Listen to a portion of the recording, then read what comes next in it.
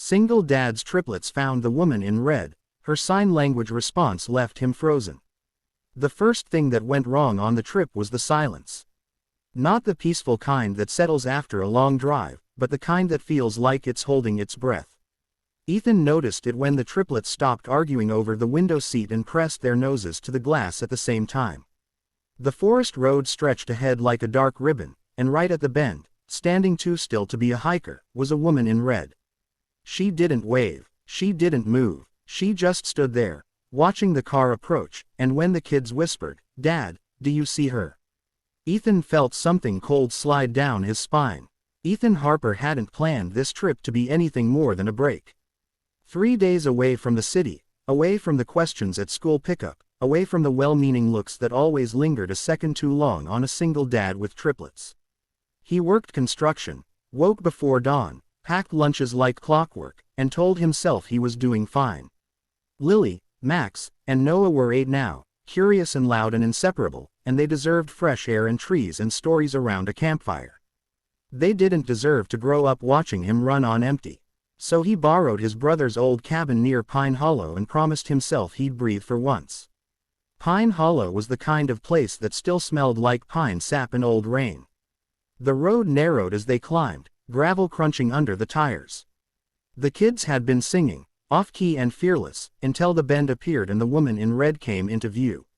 Lily was the first to speak, her voice careful. "She's not cold, right? It's not even chilly." Max leaned forward between the seats. "Why is she wearing a dress like that here?" Noah, always quieter, said nothing. He just stared. Ethan slowed without meaning to. The woman's dress was a deep red, the kind that caught the eye even under the canopy of trees.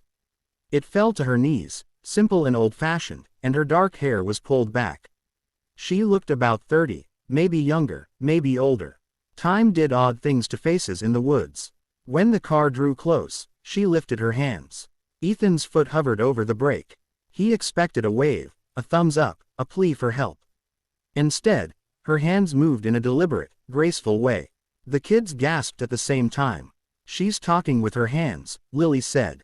"She's deaf," Max guessed. Ethan swallowed. He knew sign language, or at least, he used to. His hands tightened on the wheel as recognition sparked, unwanted and sharp. The woman's signs were careful, precise. Not random gestures, words, sentences. She signed, "Please, stop. The children are in danger." Ethan slammed the brakes. The car jerked to a stop, gravel spraying. His heart pounded so hard it made his ears ring.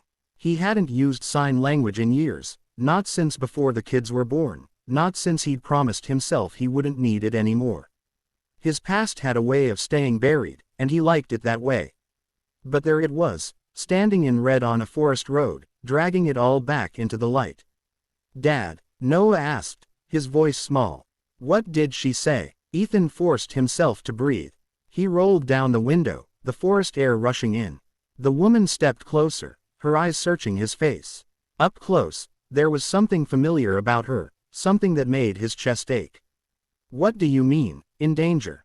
He signed back, the movement stiff at first, then smoother as muscle memory took over. Her eyes widened, just a fraction.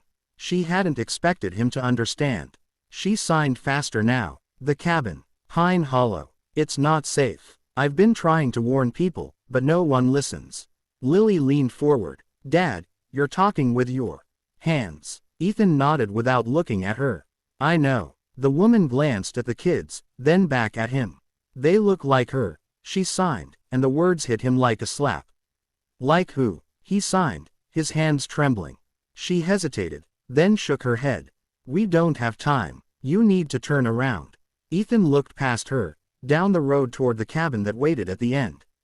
He'd promised the kids a campfire and marshmallows, stories and stars. He'd promised himself peace. Turning around felt like admitting defeat, like letting fear win. But the woman's eyes held urgency, not hysteria. She wasn't playing games. "What kind of danger?" he asked. She swallowed. "The bridge washed out last week. The trail collapsed. People have been getting hurt. Children especially. I tried to tell the ranger, but he thinks I'm exaggerating." Max tugged at Ethan's sleeve. "Dad, what's happening?" Ethan turned to his kids, forcing a smile. She says the road ahead isn't safe. Noah frowned. Then why is she here? The woman answered before Ethan could. She signed slowly, clearly, so the kids could see. Because I couldn't let you pass. Lily's eyes widened. She's nice. Ethan closed his eyes for a second. He could feel the weight of every choice he'd ever made pressing down on him. He could also feel something else, something like hope, thin and dangerous. Where did you learn sign language? He asked her, already knowing the answer he didn't want. She smiled, sad and soft. Same place you did. The world tilted. Years ago, before the triplets, before the exhaustion and the routines, Ethan had loved a woman named Anna. She was deaf, fiery, and kind in a way that made him feel brave. They met in a community class, both learning sign language for different reasons. Ethan's mother had been losing her hearing then, and he'd wanted to talk to her without shouting. Anna had grown up signing, her world rich with movement and expression. They fell in love fast, the way people do when they think time is endless. When Anna got pregnant, Ethan was terrified. When she died in childbirth, the terror became something else, something hollow and sharp. He buried himself in work and diapers and late-night feedings, told himself he didn't need anyone else. He stopped signing because it hurt too much. He told himself it was easier that way. The woman in red watched him remember all of this. She saw it in his face. I knew her, she signed gently. Anna was my sister. Ethan couldn't breathe. The kids stared at the woman, then at their father. Dad, Lily said again. Ethan's hands dropped to his lap.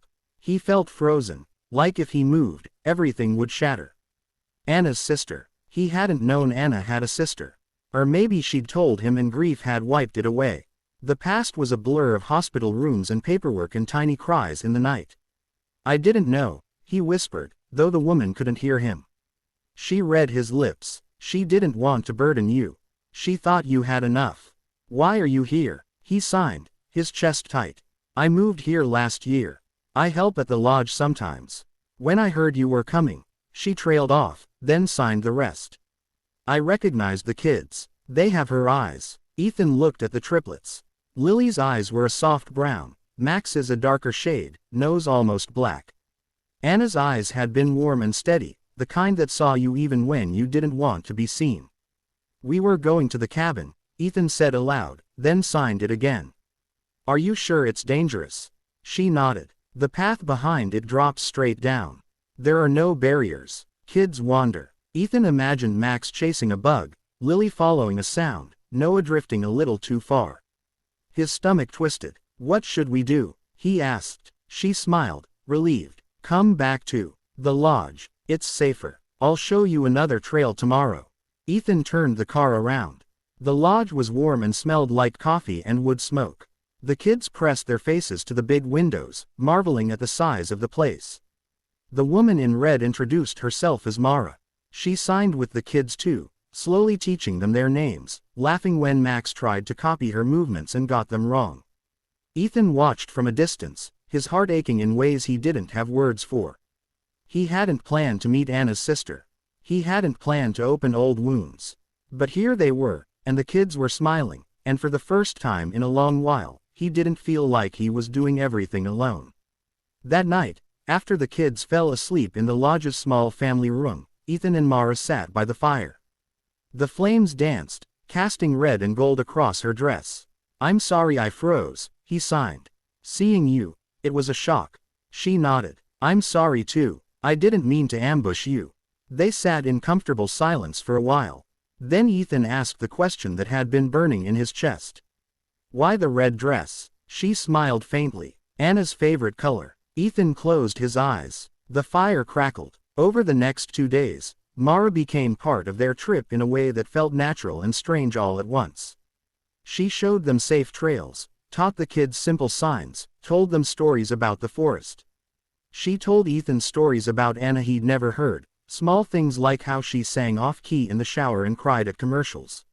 Ethan shared stories of the kids, their first steps, their stubborn streaks. It hurt and healed at the same time. On the last day, they stood at the edge of the forest, sunlight filtering through the trees.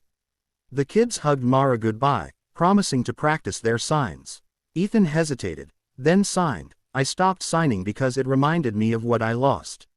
Mara looked at him with gentle firmness. But it also reminds you of what you still have. Ethan looked at his children, laughing as they climbed into the car. He looked back at Mara. For the first time since Anna's death, he felt something shift inside him, like ice melting. "Thank you," he sighed. "For stopping us. For not letting me stay frozen." She smiled. "That's what family does." As they drove away, the forest no longer felt like it was holding its breath. Ethan watched the road ahead, his hand steady on the wheel, his heart lighter than it had been in years. He knew there would still be hard days, still be moments when grief crept up on him. But he also knew he didn't have to shut the world out to survive. The moral of the story is simple and quiet, like the forest after a storm. Sometimes the warnings we need come in forms we've learned to ignore, and sometimes facing the language of our past is the only way to move forward without fear.